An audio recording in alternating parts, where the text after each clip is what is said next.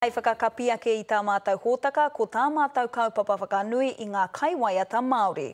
I tēnei rā, ko Waimihi Rota Matchett no te whānau a Apanui, engari kai tā Maki Makaurau e noho ana. Nā mātou katoa i konei, noho ora mai.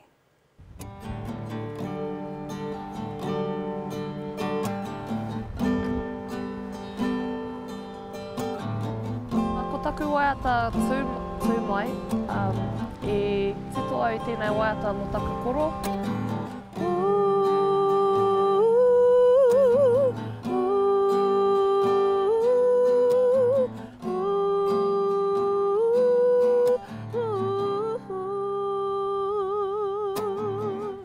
Sumai hei po toko manawa,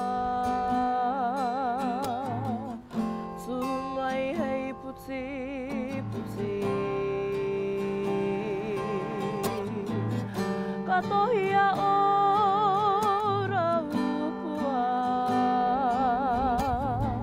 ka whakata kotoria ki te whenua. Ka titiro whakawaho ki te moana nui a kiwa, ki wahora i te hua pai. Ka kite i te hunga wairua, e pohiri ana ia koe. Moe maira i te ringa kaha o te atua.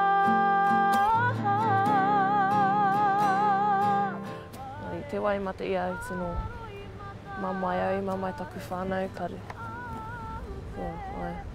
Tino kapua pauri ringa ia mātou. Pauri nui, haere rā e hika. Takoto i te poroa.